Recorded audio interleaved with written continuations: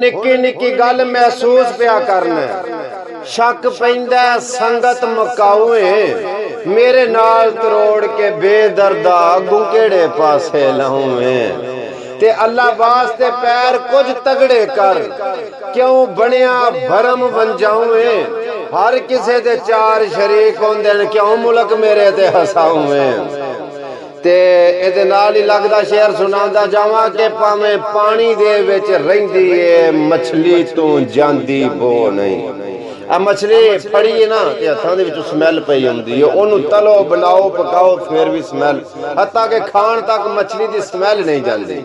भावें पानी दे विच रहिंदी है मछली तू जांदी बो नहीं। एवें घटिया जेल दियां लोकां तू आ सकदी यार खुशबू नहीं ते बड़े फर्क भी होंदे ने मौसमां विच कदी जेठ ते रलदे पो नहीं संग टुटन तो बाद घुमन रल भी जाइए रहिंदे अगले शो नहीं ते उंज संग टुटन तो बाद भी संगियां नू संगतां दे ढेर हया होंदे जदों तलक खत्म हो जावे ना संग टुटन तो बाद भी संगियां नू संगतां दे ढेर हया होंदे जेड़े वेंदे ने पिछलियां निबियां नू बंदे ओही ओही असल दा ना होंदे ते माड़ा वक्त वेख के छड़ गया है एह वक्त दे परता होंदे मेरी उडदी रेत नू तंज ना कर दरिया आखर दरिया होंदे बड़ी मेहरबानी जी बहुत शुक्रिया बहुत नवाज़त जी बड़ी मेहरबानी ते यार गल इस तरह में के बाकी हर गल पुछ बेली खुश हो के एक उजड़न दे हालात ना पुछ बाकी हर गल पुछ बेली खुश हो के एक उजड़न दे हालात ना पुछ किवें कोई आया किवें छोड़ गया किवें आखिरी होई मुलाकात ना पुछ ते मेरी आजिज़ी दे जज्बात ना पुछ ओदी तलखी दे कलामात ना पुछ तू शाकर आप से आना है मेरा चेहरा पढ़ हालात ना पुछ तू शाकर आप से आना है मेरा चेहरा पढ़ हालात ना पुछ ते असी माड़े चलो माड़े सही साडे शिकवे कर तेरा हक बनदा है असी माड़े चलो माड़े सही साडे शिकवे कर तेरा हक बनदा है असी हीरे ते अनमोल ऐसा सानू आख पत्थर तेरा हक बनदा है ते सानू दुख तू तोहफे दे छोड़े साडे दुख ना जर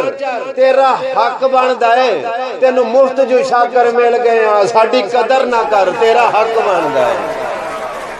तेनू मुफ्त जो शाकर मिल गए साडी कदर ना कर तेरा हक बनदा है ते आखिरी शेर सुना के इजाजत ले जाना के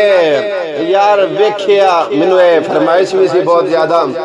और मैं आखिरी शेर सुना के इजाजत ले जाना क्योंकि शोरा इकराम काफी तादाद अंदर तशरीफ फरमाने क्योंकि रात का टाइम काफी हो चुका है। मैं आखिरी शेर सुना के इजाजत ले जाना कि यार वेखिया रूप एक मंगते दा मैं वेखिया रूप एक मंगते दा यारा अजब अंदाज अपनाई रखदा है सारे शहर चो कासम खैर नहीं मंगदा एक शख्स दा दर खड़काई रखदा है ओ जेड़ा बंदा एक दा हो के रहिंदा ना हमेशा कामयाब भी हो रहिंदा है दर दर तो मंगन वाला साहब जी भिकारी हुंदा है फकीर एक दर दा हो के रहिंदा ते हमेशा ओही बंदा कुछ ना कुछ ले जांदा जेड़ा एक पासे दा हो के रहिंदा है ते तुहानू सुनांदा जावां कि यारा वेखिया रूप एक मंगते दा यारा अजब अंदाज अपनाई रखदा है सारे शहर चो कासम खैर नहीं मंगदा एक शख्स दा दर खड़काई रखदा है ते जदा खुलदे ने ताक हवेली दे अखा अदब दे नाल झुकाई रखता है कुछ मंगन ता घूमन दूर दी गल कासा कंड दे मगर लुकाई रखदा है। बड़ी मेहरबानी जी बहुत शुक्रिया जी बहुत नवाज़त मैं जनाब दी फरमाइश जनाब दा हुक्म दोबारा सुनावा के यारा वेखिया रूप एक मंगते दा अजब अंदाज अपनाई रखदा है यारा वेखिया रूप एक मंगते दा